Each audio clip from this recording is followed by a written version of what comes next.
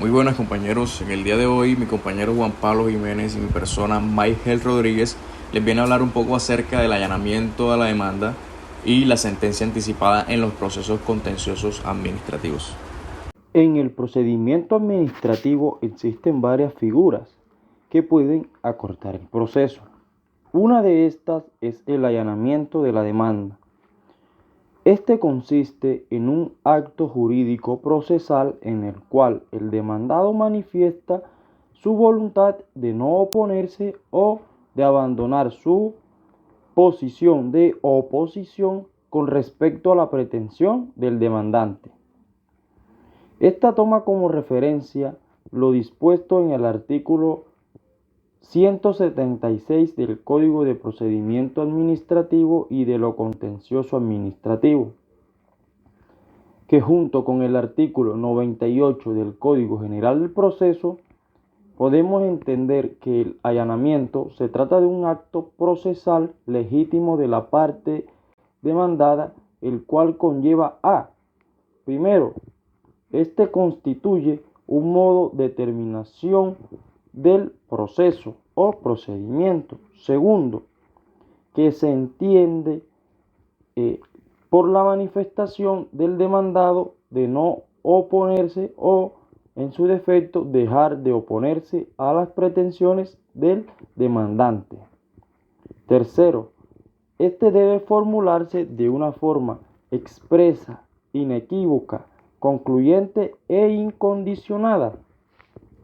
Cuarto, este puede producirse en cualquier momento del procedimiento con anterioridad a dictarse sentencia.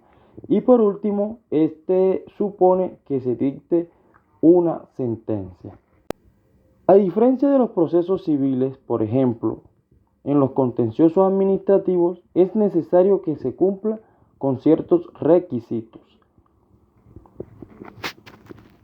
Entonces tenemos que en el caso donde la nación sea la parte demandada, primero, que se requerirá autorización del gobierno nacional.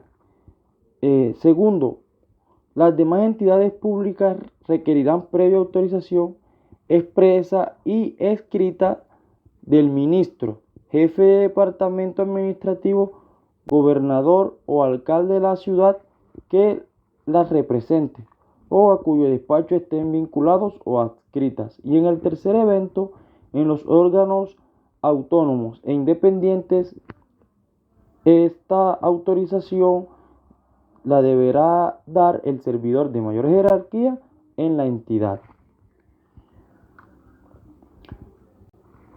Como quiera, también que el allanamiento consiste en una manifestación expresa de la voluntad de oponerse o de dejar de oponerse. Este no puede estar sometido a los vicios del consentimiento. A tener en cuenta lo anteriormente dicho, en el evento en que exista allanamiento, se podría dictar sentencia de forma inmediata, pero el juez podría rechazar ese allanamiento y decretar pruebas de oficio cuando se prevé fraude o conclusión e inclusive cuando un tercero lo solicita. El allanamiento puede expresar la voluntad de no oponerse al momento de contestar la demanda o de dejar de oponerse con posterioridad a la presentación de la demanda. En el allanamiento, como ya se indicó anteriormente, el demandado manifiesta su voluntad de no oponerse o de abandonar su oposición a la pretensión del actor. Este tiene que ser una manifestación expresa e inequívoca, no pudiendo estar sometida a condición, pues en ese caso no puede entenderse que exista allanamiento. En el caso en el que los demandados fuesen varios, el allanamiento de uno de ellos no supone el fin del proceso o procedimiento que seguirá respecto de aquellos que no se hubieren allanado. Expuesta por el demandado su voluntad de allanarse a las pretensiones del demandante, el órgano jurisdiccional tiene que examinar si eso que se ha pedido y a lo que accede el demandado supone una infracción manifiesta del ordenamiento jurídico o no.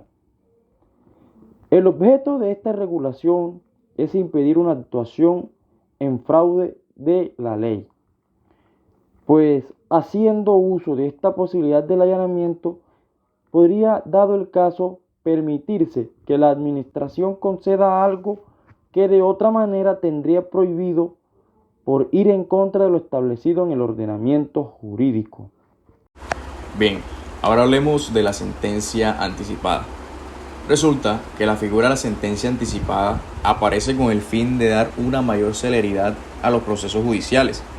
Esto teniendo que se dicta el fallo de fondo sin necesidad de agotar todas las etapas procesales, queriendo así brindar una solución lo más pronta a los litigios. Resulta que en Colombia esta figura se aplica desde el año 2010, cuando entra en vigencia la Ley 1395, pero esto en un principio era para los procesos civiles. Actualmente en el Código General del Proceso encontramos regulada esta figura en su artículo 278. Frente a los procesos contenciosos administrativos, solo hasta el año 2020 se pudo empezar a hablar de sentencia anticipada. Esto gracias al decreto legislativo 806 del 2020. Resulta que este decreto fue expedido para aliviar la parálisis de la Administración de Justicia debido al COVID-19. Uno de los puntos a tratar en este decreto lo que buscaba era el de agilizar los procesos judiciales, y esto dando la posibilidad a que la jurisdicción contenciosa administrativa se pudiera proferir sentencia anticipada. Resulta que dentro de un medio de control de nulidad y restablecimiento del derecho, la sección primera del Consejo de Estado explicó cómo opera la sentencia anticipada en materia de lo contencioso administrativo acorde con el decreto 806 del 2020.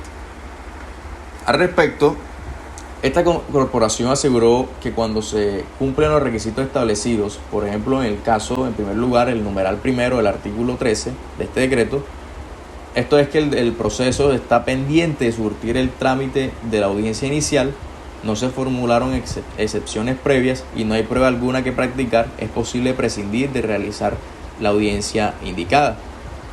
Se puede recordar que el numeral indicado precisa que el juez debe dictar sentencia anticipada antes de la audiencia inicial, cuando se trate de asuntos de puro derecho o no fuera necesario practicar pruebas, caso en el cual correrá traslado para alegar por escrito, en la forma prevista en el inciso final del artículo 181 de la Ley 1437.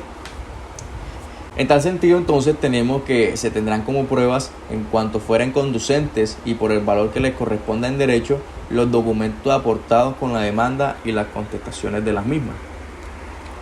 Posteriormente, se debe correr traslado para alegar de conclusión.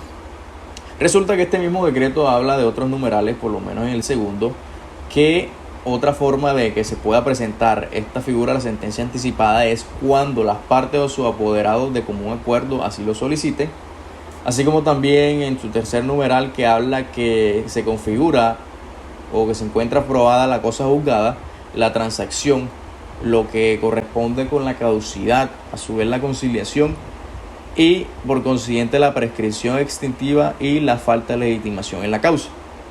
En su numeral cuarto tenemos entonces la figura que ya hablamos, que es el allanamiento.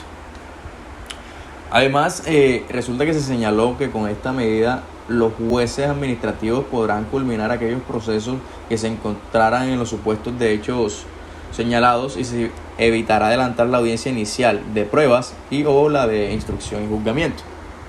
Ahora bien, debemos entender que este decreto 806 puede considerarse como un antecedente para que en la jurisdicción contenciosa administrativa se hablara de esa sentencia anticipada. Posterior a eso tenemos otra ley muy recién, que es la ley 2080 del 2021, mediante el cual en su artículo 42 adiciona el artículo 182A a la ley 1437 del 2011, CEPACA, que introduce la posibilidad de dictar sentencia de manera anticipada en los procesos contenciosos administrativos, siendo así una figura novedosa en este tipo de procesos, ya que en las normatividades como lo son el decreto 01 de 1984, que fue el Código Contencioso Administrativo, y a su vez la Ley 1437 de 2011, que es el Código de Procedimiento Administrativo y lo Contencioso Administrativo, no encontrábamos la posibilidad de dictar una sentencia anticipada antes de la audiencia inicial o de haber surtido todas las etapas, a saber, excepciones previas, conciliación y pruebas, entre otras, dependiendo del caso. Ahora bien, teniendo este artículo ya podemos de manera tajante determinar cuáles son las situaciones mediante el cual en los procesos contenciosos administrativos se podría dictar sentencia anticipada. En primer lugar, tenemos que antes de la audiencia inicial, siempre y cuando sucedan cuatro cosas. Primera, cuando se trate de asuntos de puro derecho. Segundo lugar, cuando no haya que practicar pruebas. Tercero, cuando solo se solicite tener como pruebas las documentales aportadas con la demanda y la contestación y sobre ellas no se hubiese formulado tacha o desconocimiento. Y por último, cuando las pruebas solicitadas por las partes sean impertinentes, inconducentes o inútiles. En segundo numeral tenemos que en cualquier estado del proceso, cuando las partes o sus apoderados de común acuerdo así lo soliciten, ya sea por iniciativa propia o por sugerencia del juez.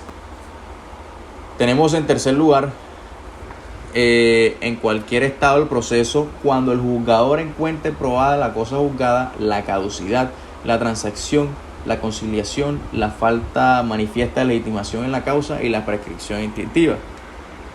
El juez podrá dictar fallo anticipado cuando encuentre probada alguna de estas excepciones de mérito. Cualquiera de ellas podrá reconocerse por solicitud de la parte demandada, incluso de oficio. Y por último, tenemos el caso del allanamiento o transacción. Bien,